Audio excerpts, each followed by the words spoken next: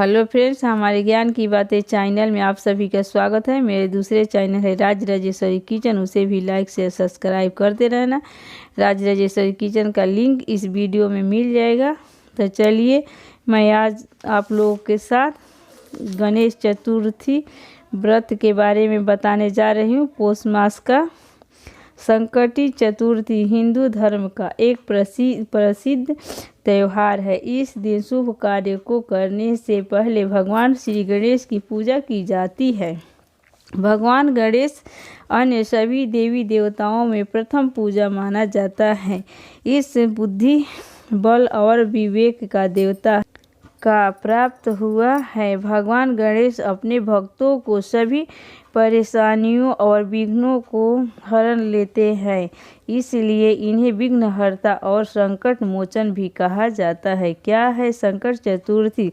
संकट चतुर्थी का मतलब होता है संकट को हरने वाले चतुर्थी।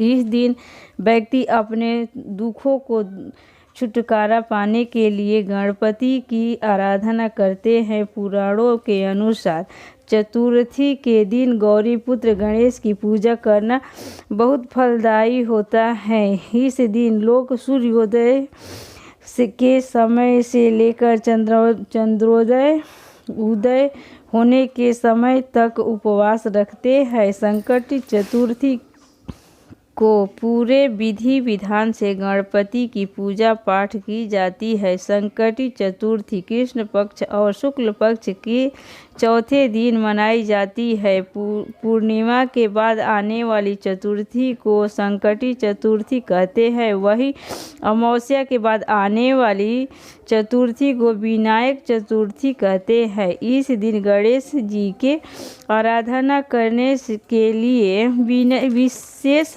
दिन माना जाता है। संकटी चतुर्थी पूजा विधि। तो चलिए अब पूजा विधि के बारे में जानिए कि कैसे पूजा किया जाता है। इस दिन प्रातः काल सूर्योदय से पहले उठ जाना चाहिए। व्रत करने वाले लोग पहले स्नान करके स्वच्छ धुले हुए कपड़ा पहनना चाहिए। इस दिन लाल वस्त्र धारण करने बेहद शुभ माना जाता है। स्नान के बाद गणपति जी का पूजा की शुरुआत करें। गणपति की पूजा के समय जातक अपना मुंह पूर्व या उत्तर दिशा की ओर रखना चाहिए। सबसे पहले आप जल फूल से पूजा करें। फूल से अच्छी तरह सजाएं। पूजा के आप तिल गुड़ लड्डू फूल तम्मे के कलश में पानी धूप चंदन प्रसाद के तौर पर केला या नारियल रख ले। ध्यान रखें पूजा के समय पार्वती जी के गोद में या बगल में गणपति जी का फोटो या दुर्गा जी का प्रतिमा हो। ऐसा रहने से बेहद शुभ माना जाता है। गणपति को रोली सिंदूर चंदन भस्म लाल फूल और जल अर्पित करें। संकटी को भगवान गणपति को तिल के लड्डू और मोदक का भोग लगाएं। गणपति जी के सामने इस मंत्र का जाप गजानन भूत गणाधिसेवितम कपितथ जम्बूफलचारुभक्षणम उमासुतम शोक विनाशकारकम नमामि विघ्नेश्वर ताप पंकजम। इस मंत्र का पढ़ने से नकारात्मक प्रभाव दूर होते हैं और शांति बनी रहती है। ऐसे कहा जाता है कि गणेश जी घर में आने वाली सारी विपदाओं को दूर करते हैं और हर मनोकामना पूरा करते हैं। चंद्र दर्शन भी चतुर्थी के दिन बहुत शुभ माना जाता है। सूर्योदय से प्रारंभ होने वाला यह व्रत चंद्र दर्शन के बाद समाप्त होता है। तो चलिए पूजा के दौरान जाप करें। ओम भक्ति विनायक विघ्ननाशनाय नमः। इस मंत्र का जाप करें। चंद्र दर्शन का मुहूर्त साल 2021 22 दिसंबर बुधवार को 4:52 पर और चतुर्थी तिथि आ रही है 23 दिसंबर को समाप्त होगी 6:27 पर। चंद्रोदय का समय होगा 22 दिसंबर रात्रि में 8:12 पर चंद्र दर्शन होगा उसी समय अर्घ दिया जाएगा। तो चलिए अब हम पौष मास के चतुर्थी व्रत कथा सुनाने जा रहे हैं। तो सुनिए ये व्रत का कथा। पार्वती जी ने पूछा, हे पुत्र, पौष में किस गणेश की पूजा की जाती है और उस दिन क्या भोजन करना चाहिए, वह उसे आप संक्षिप्त में बतलाइए। श्री गणेश जी बोले, हे महादेवी, पौष मास की चतुर्थी विघ्न विनाशिनी होती है। उसमें लंबोदर नामक गणेश की पूजा करके भोजन के रूप में केवल गोमूत्र ही पीना चाहिए। व्रती को पूर्वोक्त विधि से पूजा करना चाहिए, अर्थात दिन भर शांत भाव से निराहार रहकर व्रत करे, दिन में न सोए, ब्रह्मचर्य का पालन करे, रात्रि में पूजा के बाद ब्राह्मण भोजन करावे, दूध निर्मित खीर में शुद्ध घी मिलाकर गणपति मंत्र से हवन करे तो बहुत शासक को भी अपने वशीभूत कर सकते हैं। इस संबंध में हम अपने एक प्राचीन कथा सुनाते हैं। एक बार रावण ने सभी देवताओं को जीतकर महानद हो संध्या कर रहे बाली को पीछे से जाकर पकड़ लिया।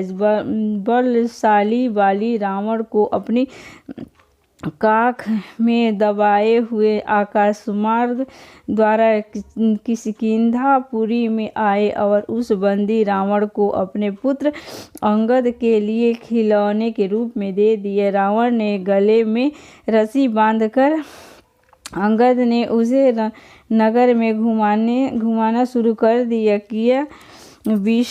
विश्व विजेता रावण की ऐसी हालत देखकर सभी नगरवासियों ने अट्टहास किया। जनता कहने लगी, अरे देखो, तो यही सही, यह विश्व विजेता रावण आज राजकुमार द्वारा सड़कों पर घुमाया जा रहा है। पुरवासियों की बात से रावण बहुत ही लज्जित होकर हंसे लेने लगा। उसका दर्शन चूर हो गया। उसने अपने नाना पुलस्त्य मुनि का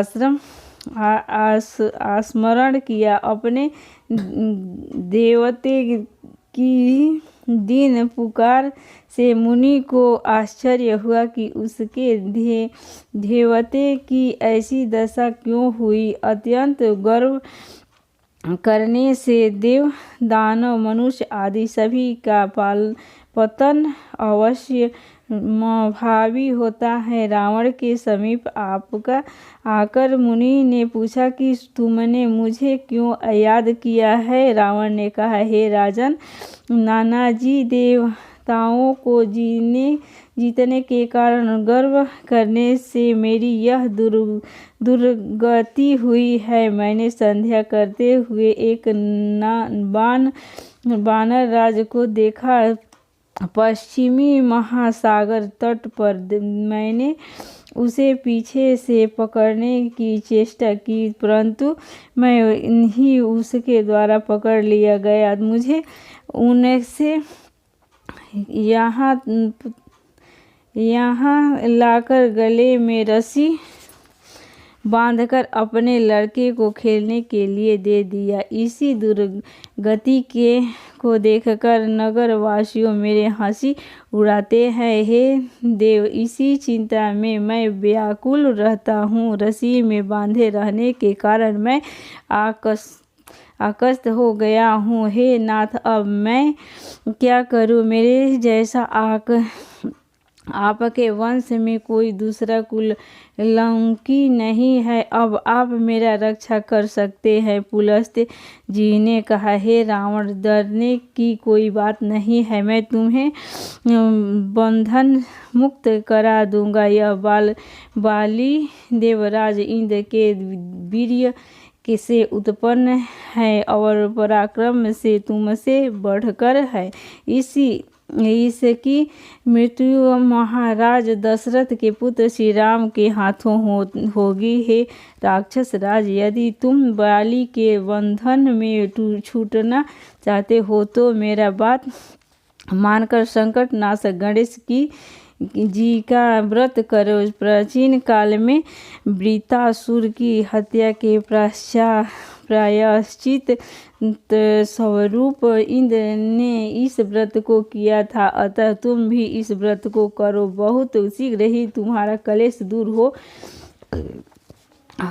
होगा। इस प्रकार आदेश देकर ब्रह्मर्षि वन में चले गए और इधर रावण ने व्रत कर